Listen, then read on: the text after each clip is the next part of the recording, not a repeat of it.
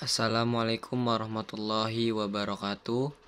Alhamdulillahirabbil alamin wa bihi nasta'in ala umuriddin waddin.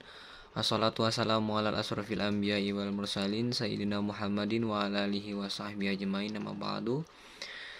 Sebelumnya izin memperkenalkan diri, nama saya Iqbal Kurniawan, NPM 2021020109.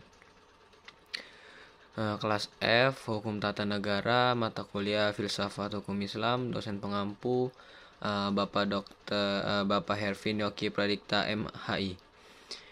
Di sini saya akan mempresentasikan pertemuan yang ke-12 yang berjudul Bangunan Hukum Islam di Indonesia. Hukum Islam dikategorikan sebagai divine law karena aturan-aturan yang ada di dalamnya dibuat langsung oleh Tuhan untuk mengatur kehidupan manusia di dunia. Bila kita perhatikan pengertian di atas, betul-betul menempatkan hukum Islam sebagai entitas yang murni bersifat top down dan melepaskan aspek-aspek historis sosiologisnya. Sebagaimana yang dapat kita pahami pula dari kutipan di bawah ini, yaitu konsep hukum menurut usul fiqh pada dasarnya terletak di atas pandangan bahwa hukum itu bersifat keagamaan. Sejak periode paling awal sejarah Islam, hukum telah dipandang sebagai keluar dan merupakan bagian dari syariah. Adapun syariah sebagaimana telah dijelaskan adalah pola tingkah laku manusia yang diatur oleh Allah Subhanahu wa taala. Konsep hukum seperti itu sejalan dengan pandangan bahwa hukum itu harus bersumber langsung atau tidak langsung dari wahyu Tuhan, yaitu Al-Qur'an, dan penjelasannya dari Nabi Muhammad SAW yang disebut sunnah. Bila kutipan di atas dikaitkan dengan politik, maka itulah yang disebut negara Islam menunjukkan kepercayaan terhadap supremasi hukum suci yang menjadi sumber otoritas pemerintahan. Peraturan suci seperti secara inheren memiliki karakter supranatural dan yang luar biasa. Ikatan-ikatan penyatuan antara agama dan negara dan supremasi hukum suci berasal dari kehendak Tuhan secara bersama-sama, menegaskan kembali kewajiban setiap hamba untuk taat kepadanya.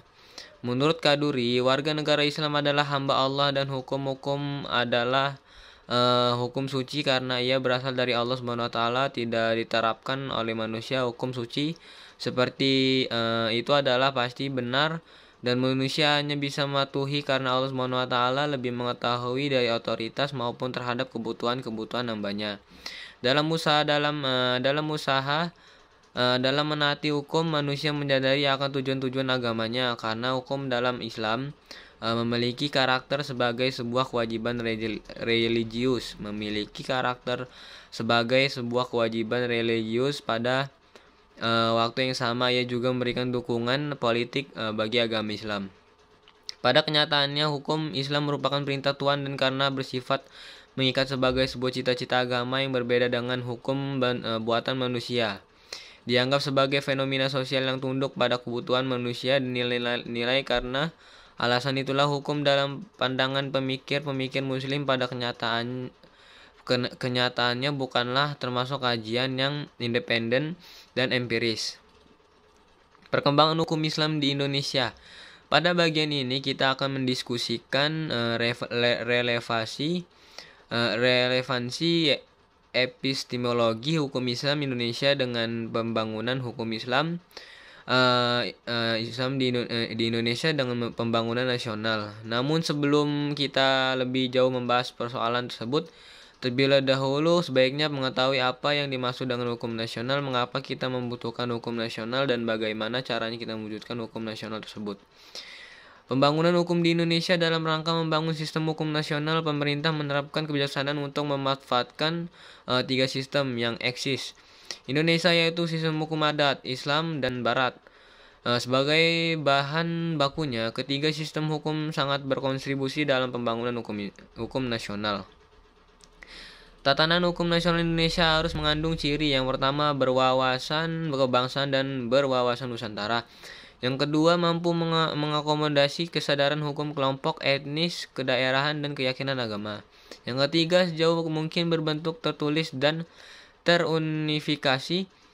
Yang keempat bersifat rasional dan mencakup rasionalitas, efisiensi, rasionalitas, kewajaran nasional, kaidah dan nilai. Yang kelima responsif terhadap perkembangan aspirasi dan ekspektasi masyarakat. Perkembangan hukum Islam Indonesia sarana dan prasarana. Berdasarkan penjelasan di atas, tampak sekali dalam hal penetapan kebijakan hukum di Indonesia, pemerintah telah menjadikan hukum Islam sebagai bagian dari hukum nasional. Kondisi seperti ini tidak semata-mata terjadi di Indonesia, tetapi terjadi pula di negara-negara berpenduduk Muslim, baik yang memiliki konstitusi Islam maupun yang tidak memilikinya. Baik, sekian, terima kasih. Apabila ada kata-kata yang salah, saya mohon maaf kepada Allah, saya mohon ampun. Wabillahi taufiq wal hidayah. Wassalamualaikum warahmatullahi wabarakatuh.